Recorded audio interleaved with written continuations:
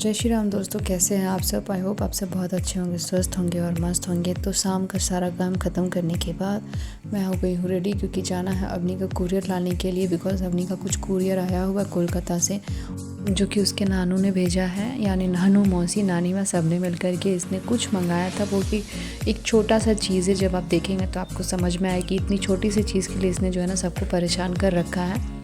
तो अब हम बस में बैठ चुके हैं, क्योंकि हमें जाना है अंडाल, और अब हम जाने के लिए हो गए रेडी। बट बस में कोई भी नहीं है।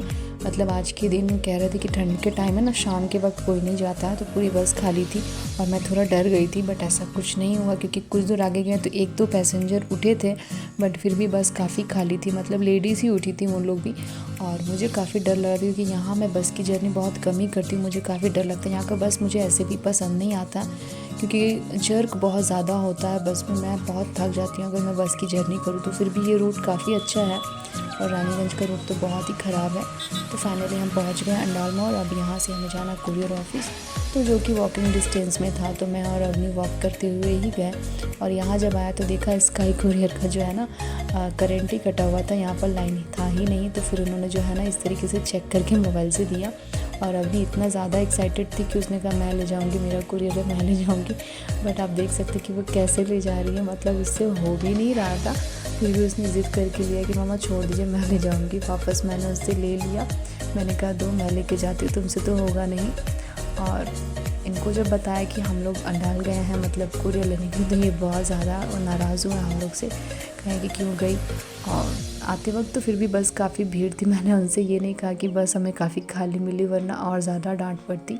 और हम सब जो है ना आ रहे थे, तो ब्रेक इतना तेज़ का ब्रेक लगा ना कि मतलब मैं थोड़ा डिसबैलेंस हो गई, और अवनी की हंसी जो है ना रुक नहीं रही थी। पूरे बस में कंटिन्यू हंस रही थी, मतलब मेरा ही मजाक उड़ा रही थी। तो फाइनली हम घर आ चुके हैं। अब मैं आपको दिखाती हूँ कि पार्सल में है क्या, और इसने किस चीज़ के लिए जो है ना हमें इतना तंग कर रखा था।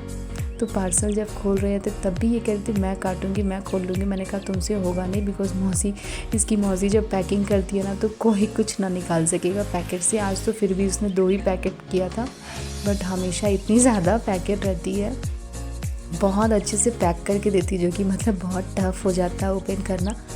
तो मैंने उसे नहीं दिया खोलने के लिए। मैंने कहा मैं खोलती हूँ, देखती हूँ क्या क्या है। वैसे मुझे पता था कि चॉकलेट्स हैं, पापा ने जो है ना इसके लिए चॉकलेट्स भेजा है। चॉकलेट्स की शॉपिंग पापा ने की इसके लिए। मैंने कहा मम्मी को कि मम्मी अपने बहुत ज़्यादा चॉकलेट दे दिया। मम्मी ने कहा मैंने नहीं दिया, पापा ने दिया है। और उसके बाद ये छोटा सा नैनो टेप, जिसके लिए इसने जो है ना तंग कर रखा था। बस हो गया, इसे और कुछ नहीं चाहिए था। फिर मैंने जो है ना चेक किया, तो इसमें से एक कपड़े निकले हैं, क्योंकि भाई नानू नानी का प्यार है, कुछ तो आएगा ही, मुझे पता था।